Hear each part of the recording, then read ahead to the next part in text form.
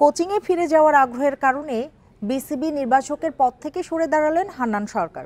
2026 পর্যন্ত চুক্তি থাকলেও 1 বছর আগেই দায়িত্ব ছাড়লেন তিনি। সাকিবকে দেশের মাটি থেকে বিদায় দিতে না পারার আক্ষেপের কথা বলেছেন হান্নান। বাংলাদেশের প্রেক্ষাপটে পদত্যাগের নজির নেই। নির্বাচক পদ থেকে হঠাৎ করে সরে দাঁড়ানোর ঘটনা তাই তো আকস্মিক সবার কাছে। কেন এমন সিদ্ধান্ত নিলেন হান্নান সরকার? যুব দলের সাথে দীর্ঘদিন থাকলেও জাতীয় দলের দায়িত্ব শেষ করতে যাচ্ছেন কাটায় কাটায় 1 বছরে। সিলেক্টর কেরিয়ারটা অনেস্টলি যদি বলি, আসলে এটা তো কোনো পার্মানেন্ট সলিউশন না। এটা কিন্তু লম্বা কেরিয়ার হওয়ার জায়গা না। 3-4 বছর পরে আলটিমেটলি আমাকে সরে যেতেই হবে।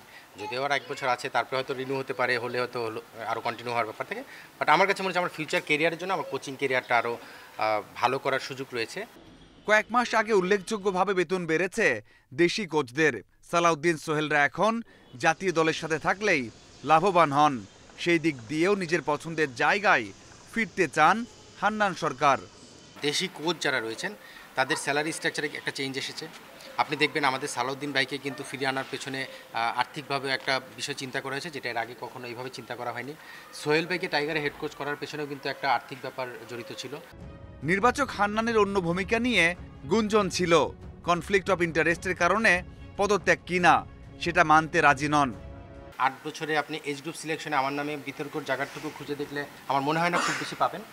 তারপরে তো কিছু বিচ্ছিন্ন ঘটনা থাকে, সেটা অনেকেই বলতেই পারে যার যার জায়গা থেকে। বাট ওভারঅল যদি আপনি দেখেন, আমার মনে হয় যে সেই ধরনের কোনো ঘটনা আপনি পাবেন না। ন্যাশনাল সিলেক্টর হিসেবে 1 বছরে মনে হয় না সেই ধরনের কিছু হয়েছে। নির্বাচক ক্যারিয়ারে একটা আক্ষেপ আছে হান্নানের। সাকিবকে দলে রেখেও খেলাতে পারেননি দেশের মাটিতে।